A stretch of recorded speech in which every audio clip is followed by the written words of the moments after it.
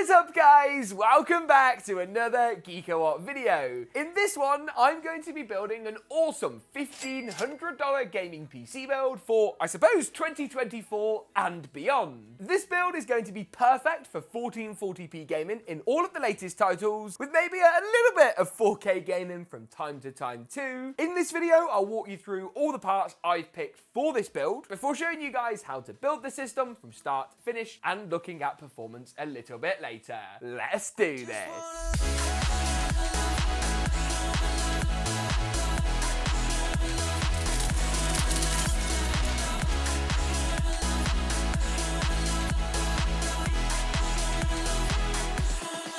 The Corsair HS80 Max is a wireless gaming headset that packs a punch. With precisely tuned 50mm neodymium drivers, Dolby Atmos support, and wireless connectivity over Bluetooth and 2.4 GHz, it has you covered. Use it with a PC, Mac, PS4 or PS5 and enjoy up to 65 hours of battery life wirelessly and 130 hours on Bluetooth in the process. Need a top up? 15 minutes of charge bags you up to 6 hours of use. Check it out at the first links in the description below.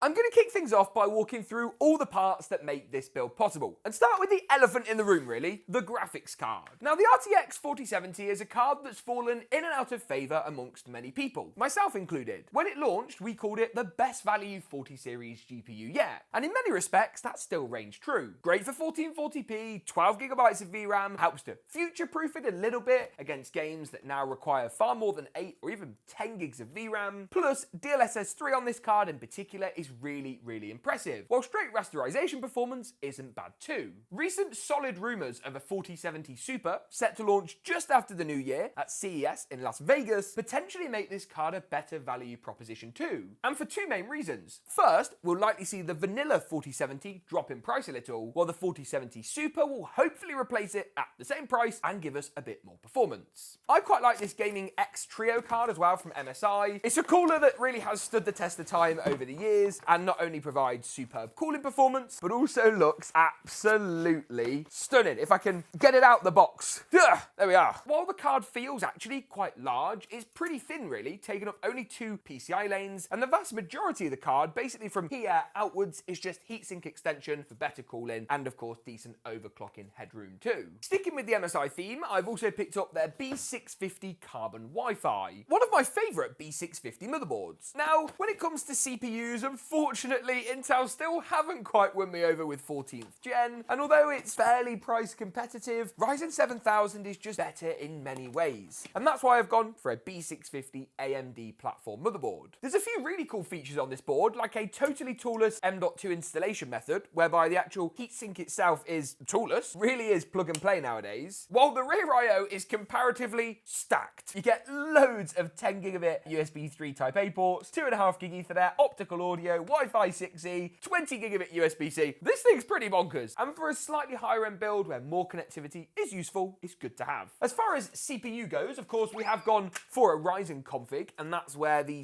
Ryzen 7 7700X comes in. Couple of options with this build really. Spend a little bit more, and I'd certainly recommend you pick up the 7800X 3D. In fact, I was really close, where is it? It's down here, to actually recommending the 7800X 3D. So much so, it's on the floor behind me. Over the Black Friday, Cyber Monday period, this was on Newegg for about $350 US, but that price, it's a bargain and the fastest gaming CPU around. The 7700X drops us a bit of clock speed, gives us less cash, but saves us a good chunk of money. So compare the two against each other and just go for whichever is best value in your case. Storage-wise, Lexar NM790, that was a good catch. 2 terabytes, Gen 4, up to 7.5 gigabytes a second. The read's a bit faster than the write, as learned in our review, linked in the card section now. Basically, an affordable Gen 4 NVMe that gives you fast boot up times at a price that doesn't break the bank. Memory is going to be provided by an Expo kit from Corsair. It's a 6000 MHz kit of their Vengeance RGB DDR5. Really love Corsair memory, some of the most reliable I find when you're trying to get that system to boot for the first time. While I'm also going for the MSI MAG Core Liquid E360 for cooling too. While I did want to keep a bit of an MSI theme for this build, it all kind of worked out quite well. I was looking for a budget 360mm cooler, and in our review of the E360 3060, we were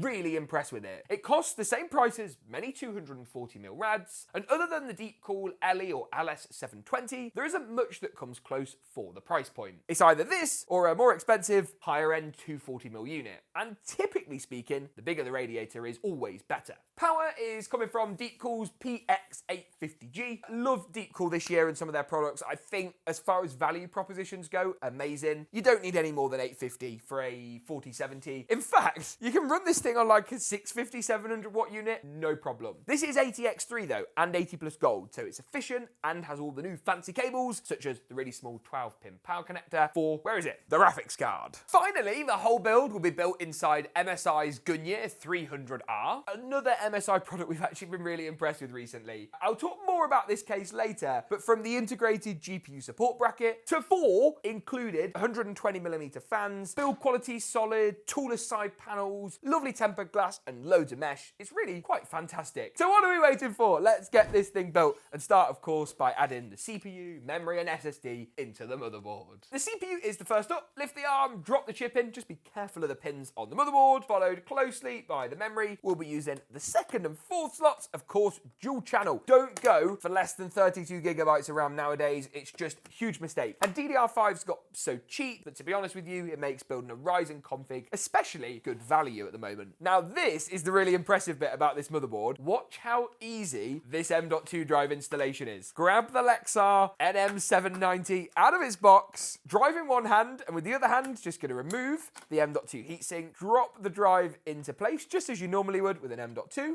clip it over with the little toolless latch, then secure the M.2 toolless heat shield back on, click it in, done. How easy was that? I love how easy this stuff's become. We've just built the whole motherboard assembly in like 35 seconds. Amazing. Now at this stage, we could go ahead and pop this into the case, but before that, I am going to go ahead and start unboxing the CPU cooler. Now I'm not going to install like the whole radiator and all that good stuff. I'm just going to prep the back plate that we need to actually install the water block later, or at least see what prep I can do now before the motherboard gets in the case and it all gets a bit more complicated. Right, now what you want to do is grab this bag right here. In this bag, you'll find the AMD mounting hardware, and taking a quick look, what it seems to me is that we just attach these two brackets to the bottom of the water block, and then they will just slot directly onto the pre-installed plastic brackets on the motherboard. So the prep's really easy. Just add these brackets to the water block, and that's actually all we need to do at this stage. An Intel-based config would be a little more complicated and require a bit more prep at this stage. The next stage of proceedings then is to move the whole build into the case. Now, when I said it's toolless, you just unscrew this little thumb screw, which is more for shipping than anything else, and then unclip the side panel, a little something like this. Now, I'm not sure if I've done a PC build video in this case before, but I know we reviewed it and we're really impressed, so I'm quite excited. Always helpful to have a bit more airflow in your build. Pretty spacious interior layout too, with this sort of NZXT inspired cable shield, and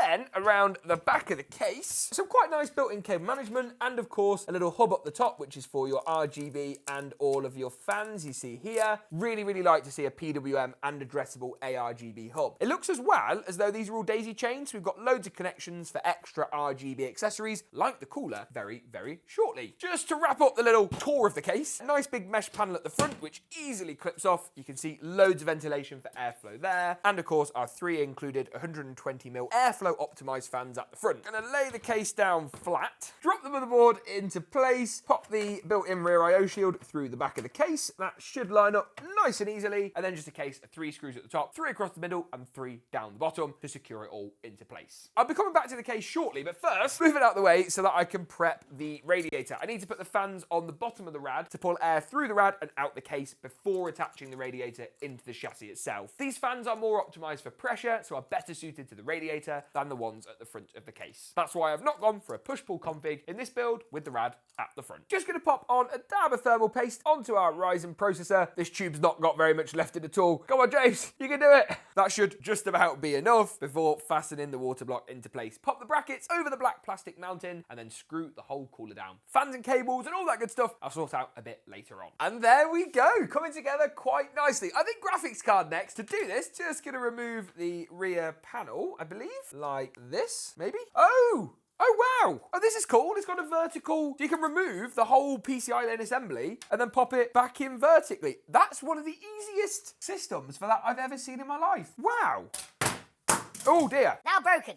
Looking at which PCI lanes need removing first of all, and really the only way to figure this out is to hover the GPU in. So let's see if we can, bit of a tight squeeze, slide it in. Right, so it's the second and third PCI lanes. GPU support bracket slightly in the way there. The screws that you removed here you should keep hold of, as we'll be using these to fasten the graphics card back in. And similarly, it's not a good idea to throw away the PCI lane covers. Just keep them in the case box or your motherboard box, just in case you ever decide to sell the case at a later date and want to put them back in. Then, nice and easily, should be a case of just maneuvering in our 4070, getting it all lined up, pushing it in. There we go. Didn't particularly click very loud, but it is secure. Then adding those screws back in. After the screws are in, then I'll make sure it's propped up nicely with the vertical support bracket, but just give me a moment. With that, power supply next, our Deepcool PX850G. Deepcool have also labelled the 12-volt power connector in this nice little teal, turquoise, green, not really sure, colour, just so you can't miss it. And all the cables we need are, of course, in this brown box. So I'm going to go ahead, plug up everything that we need, slide the PSU, and screw it into the back of the chassis first of all. One thing that's also really cool about this case is that the front panel block is all pre-done, so it's nice and easy to plug in. So I'm going to go ahead and plug this in and then see if the system is going to work and boot first time. Power button on. Okay, we've got lights, but I think I forgot the SATA power connection. I did. It was just hiding away a little bit, so it's no wonder that I missed it. So top tip, if you are building this system, don't miss that connection. So pop that in. Yeah. And then, oh, that sounds good. That looks good. It's all worked first time. What a success. I've got to say, so far, I think that looks amazing. What do you guys think? Let's take a look at performance, but before that, see exactly how this thing looks when it's all powered up from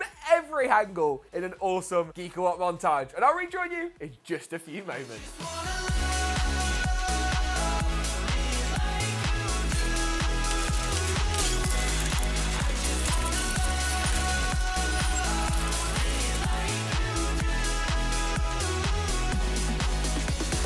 Moving through into performance, and as ever, we tested this build on a wide variety of titles to see exactly what it could offer. The first title was Call of Duty's Warzone 3 at 1440p high settings, with DLSS enabled and set to the quality preset. Here, you can expect around 170 FPS on average, 172 FPS to be specific in our case, with consistent 90 and 99 percentiles that clocked in at 158 and 139. It was very similar in Call of Duty's Modern Warfare 3, as you'd expect based on a same game engine, 1440p high, DLSS set to quality once again, with a frame rate of 195 FPS on average. 90 and 99 percentiles were even more consistent this time around, ensuring that you're going to get few frame drops and that those frame rates are always going to stay in a nice, high, playable region. Starfield at 1440p high settings is a little bit of a trickier story, just 74 FPS on average from the 4070. That's not necessarily a slight on Nvidia's card, but more the game optimizations that Starfield has really struggled with since it first launched. Hogwarts Legacy is a slightly better story, 117 FPS on average at 1440p high settings, strong 90 and 99 percentile results too, while a game like Fortnite at 1080p competitive settings naturally yields some great results. 277 FPS, wow! We tuned everything to low except the render distance, which was set to far, to maximise frame rates here and test out any CPU bottlenecks. Apex Legends wraps things up and with a very good set of results too, 1440p high, and we achieved here over 200 FPS, 212 frames per second to be precise. Not bad performance numbers for a build like this. What do you guys think though? Let me know down in the comments below. Get subscribed if you want to see more from me. Thanks for watching, and as always, we'll see you in the next one.